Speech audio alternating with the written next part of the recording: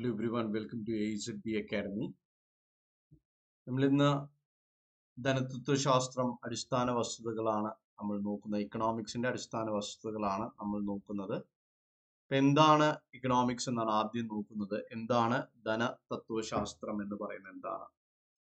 അതായത് സാധന സേവനങ്ങൾ, ചരക്കുകൾ, ഉൽപ്പന്നങ്ങൾ ഇവയൊക്കെയും ഉൽപ്പാദിപ്പിക്കുന്നു, വിതരണം ചെയ്യുന്നു, ഉപഭോഗം അല്ലെ, നമ്മൾ ഓരോന്നും വാങ്ങി കഴിക്കുന്നുണ്ട്, ഹോസ്പിറ്റലിൽ പോകുന്നുണ്ട്. ഇതെല്ലാം ഈ ധനതത്വശാസ്ത്രത്തിന്റെ ഭാഗമാണ്.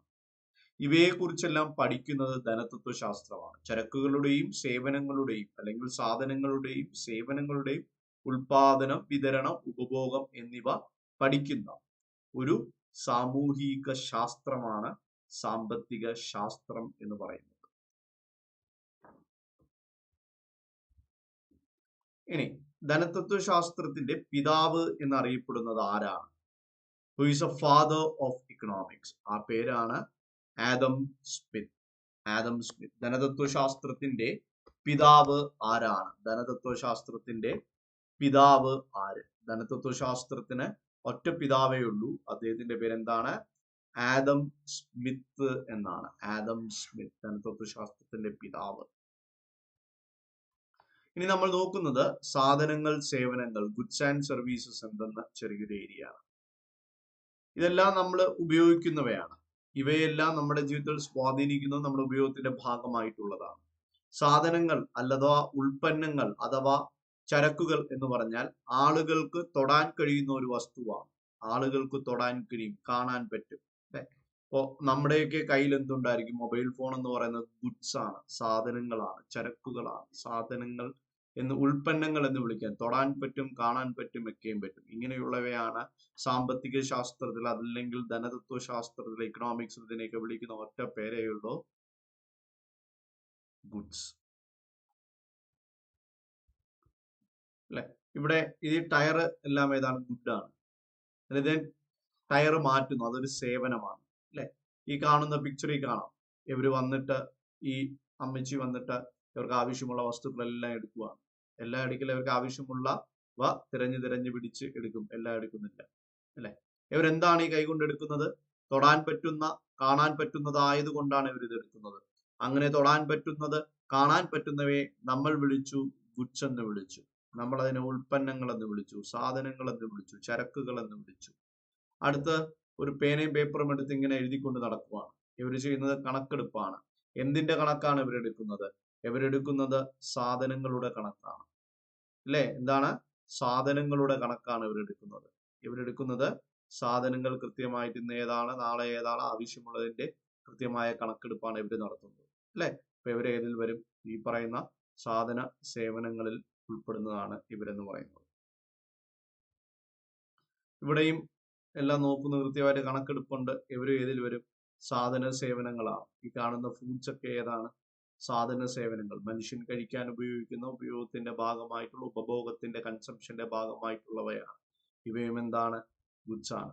ഇത് നമ്മൾ ധരിക്കുന്ന വസ്ത്രങ്ങളാണ്. വസ്ത്രങ്ങൾ, ജീൻസ് ഉണ്ട്, പാൻസ് ഉണ്ട്, ഷോർട്സ് ഉണ്ട്, ട്രൗസേഴ്സ്, ഇങ്ങനെ പലതും ഇവിടെ അവൈലബിൾ ആണ് അല്ലെ. നമ്മൾ വസ്ത്രം വാങ്ങി, വസ്ത്രങ്ങളും സാധനങ്ങളാണ്. തൊട്ടറിയാം, കണ്ടറിയാം അല്ലെ. അതൊരു ഫർണിച്ചർ, ഒരു വീട്ടിൽ ഫർണിച്ചർ ഇല്ലെങ്കിൽ ആ വീട്ടില് അടിസ്ഥാന സൗകര്യങ്ങളില്ല എന്ന്. നമ്മുടെ എല്ലാ വീടുകളിലും ഈ ഫർണിച്ചർ ഉണ്ട്. ഈ ഫർണിച്ചർ എന്ന് പറയുന്നത് ഇതെല്ലാം സാധനങ്ങളാണ്. അതോടൊപ്പം ഈ കാണുന്ന ടിവികളാണ്. ഇതും സാധനങ്ങൾ, ഇലക്ട്രോണിക്സ് ഉപകരണങ്ങളും സാധനങ്ങളിൽ നിന്ന് വരും അല്ലെ. ഇതെല്ലാമാണ് സാധനങ്ങൾക്കായിട്ടുള്ള ഉദാഹരണമായിട്ട് നമുക്ക് എടുത്തു പറയാൻ കഴിയുന്നത്. സാധനം എന്ത് എന്ന് ചോദിച്ചാൽ ഉദാഹരണങ്ങളാണ് നമ്മൾ പറഞ്ഞത്. ഇനി എന്താണ് സേവനങ്ങൾ? ഒരു വ്യക്തി മറ്റൊരാൾക്ക് ചെയ്യും, കാണാൻ പറ്റും, അനുഭവിച്ചറിയാം അല്ലെ. ഇവിടെ ഡോക്ടറാണ് ഒരു രോഗിയെ ചികിത്സിക്കുന്നു, രോഗി പറയുന്നു, എല്ലാം ശ്രദ്ധയോടെ കേട്ടുകൊണ്ടിരിക്കുന്നു. ഇവർ ചെയ്യുന്ന എന്താണ്? സേവനമാണ്. സേവനം അല്ലെ. ഇവർ ചെയ്യുന്ന എന്താണ്? സേവനമാണ് ഇവർ ചെയ്യുന്നത്. സേവനങ്ങളാണ് ഇവർ ചെയ്യുന്നത്.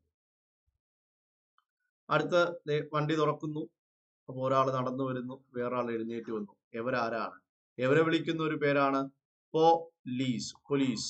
ഇവരെന്താണ് ചെയ്യുന്നത്? സാധനങ്ങൾ ഉൽപ്പാദിപ്പിക്കുമെന്നോ? അല്ല, സേവനങ്ങളുടെ ഉൽപാദനം, സേവനങ്ങൾ നൽകുകയാണ്. പോലീസ് ചെയ്യുന്നത് സർവീസസ് ആണ്. പോലീസ് ചെയ്യുന്നത് സർവീസസ് ആണ്. അടുത്ത ഇതൊരു ഹോസ്പിറ്റലാണ്, ചെക്കപ്പ് എടുക്കുന്നുണ്ട്, എന്തൊക്കെയോ ചെയ്യുന്നുണ്ട്, കുത്തിവെക്കുന്നുണ്ട്, പലതും ചെയ്യുന്നുണ്ട്. ഇതൊരു ഹോസ്പിറ്റലാണ്. ഇവർ നൽകുന്നത് എന്താണ്? സർവീസസ് ആണ്, സേവനങ്ങളാണ് നൽകുന്നത്. ഇത് ഒരു സ്കൂളാണ്, കുട്ടികളെ ഇരുത്തുന്നു, ഒരുപാട് ഉപകരണങ്ങളുണ്ട്, വളരെ മനോഹരമായ ഒരു സ്കൂളാണ് അല്ലെ. ഈ സ്കൂളിൽ കുട്ടികൾക്ക് എന്ത് ചെയ്യുന്നു? പഠിപ്പിക്കുന്നു. വിദ്യാഭ്യാസം അല്ലെ, വിദ്യാഭ്യാസം. കുട്ടികൾ ജീവിക്കണം, വളർന്നു വരണമെങ്കിൽ, വ്യക്തിത്വ വികസനം വേണമെങ്കിൽ വിദ്യാഭ്യാസം വേണം. ഇവർ നൽകുന്ന എന്താണ്?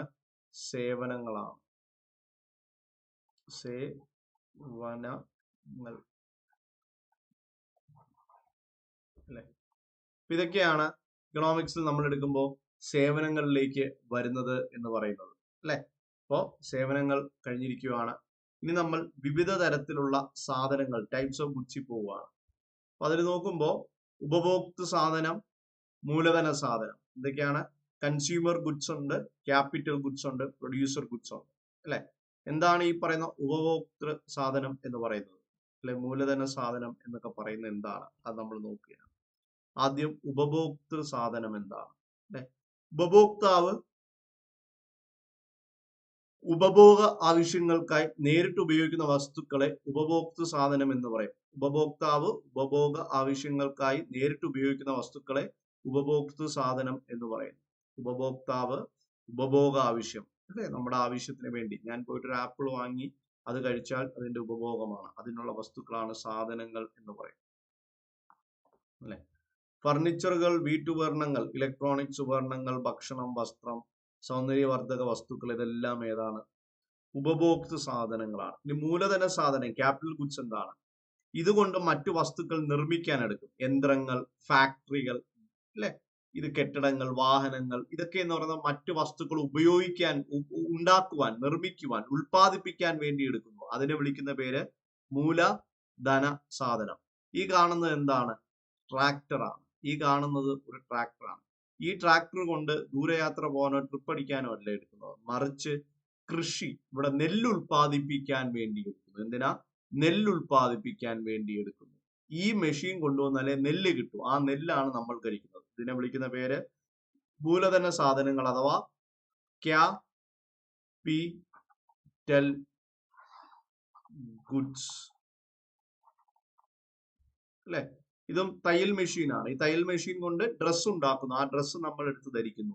തയ്യൽ മെഷീനെ വിളിക്കുന്ന പേര് മൂലധന ഉൽപ്പന്നങ്ങൾ, ക്യാപിറ്റൽ ഗുഡ്സ്. ക്യാപിറ്റൽ ഗുഡ്സ് എന്നാണ് തയ്യൽ മെഷീനെ വിളിക്കുന്നത്. അടുത്ത ടൊമാറ്റോസ്, തക്കാളി പറിക്കുകയാണ്. പണ്ട് മനുഷ്യൻ കൈ കൊണ്ട് പറിച്ചിരുന്നു. ഇന്നിപ്പോ മനുഷ്യന്റെ ആവശ്യമില്ല, ഇതൊരിക്കൽ വാങ്ങി വെച്ചാൽ മതി അല്ലെ. നേരത്തെ ജോലി ചെയ്യാൻ 2 പേര് വേണം. ഈ 2 പേർക്കുള്ള ശമ്പളം ലാഭിക്കാം. മെഷീൻ ഉണ്ട്. ഇവര് കൃത്യമായിട്ട് ആവശ്യമുള്ളത് നോക്കി കൃത്യമായിട്ട് എടുത്ത് ഏതാണോ, പഴുത്തതാണോ പഴുക്കാത്തതാണോ എന്നൊക്കെ അറിയാം. ഒരുപാടുണ്ട്, ഇവര് ചെയ്യും അല്ലെ. അപ്പൊ ഈ പറയുന്ന ഈ മെഷീനുകളെ വിളിക്കുന്ന പേരെന്താണ്? ക്യാപിറ്റൽ അല്ലെ.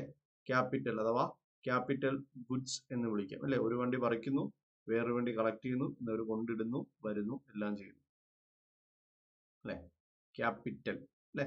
ഇത് ചെറിയൊരു വണ്ടിയാണ്. ഇതുപോലെ വലിയ വണ്ടിയുണ്ട്, ചെറുതുണ്ട്, പല ടൈപ്പിലുള്ളതുണ്ട്. ഇത് വെള്ളം വരുന്നു. വെള്ളം എവിടെ നിന്ന് വരുന്നു? പമ്പ് സെറ്റ് വഴിയോ. പമ്പ് സെറ്റിന്റെ പേരെന്താണ്? പൈപ്പ്, പമ്പ് സെറ്റ് അല്ലെ. ഇതിന്റെ പേരെന്താണ്?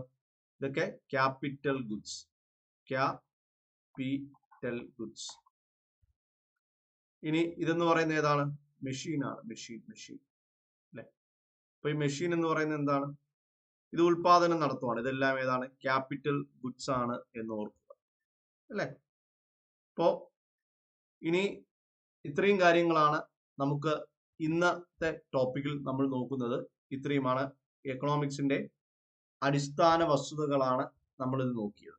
ഇക്കണോമിക്സിന്റെ അടിസ്ഥാന വസ്തുതകൾ, നമ്മുടെ ഇക്കണോമിക്സിന് ചോദിക്കാൻ പറ്റുന്ന ബേസിക് അല്ലെ. ഇതൊക്കെ നമ്മുടെ എക്സാമിനേഷൻ പഠിക്കാൻ ആവശ്യമുള്ളതാണ്, അടിസ്ഥാന വസ്തുതകളാണ്. ഇത് പഠിച്ചു വെക്കുക. ഇനി ഇങ്ങനെ ഒരുപാട് ബേസിക് കാര്യങ്ങളുണ്ട്. നമ്മൾ ഓരോ ദിവസവും ഓരോ സെഷനിൽ നമ്മൾ പഠിക്കുന്നതായിരിക്കും. അപ്പൊ ഇന്ന് RRB എക്സാമിന് വേണ്ടി ഇത്രയും ബേസിക് ആയുള്ള കാര്യങ്ങൾ പഠിച്ചു വെക്കുക.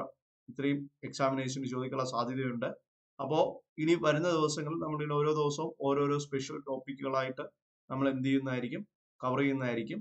അപ്പോൾ നമുക്ക് അടുത്ത ക്ലാസ്സിൽ എന്ത് ചെയ്യാം, കാണാം. അപ്പൊ ഇത്രയും കാര്യങ്ങൾ കൃത്യമായി പഠിക്കുക. ഇത്രയും കാര്യങ്ങളിൽ നിങ്ങൾക്ക് ക്വസ്റ്റ്യൻസ് ചോദിക്കുന്നതായിരിക്കും. Okay, so thank you for watching. അടുത്ത ക്ലാസ്സിൽ നമുക്ക് കാണാം. ബൈ.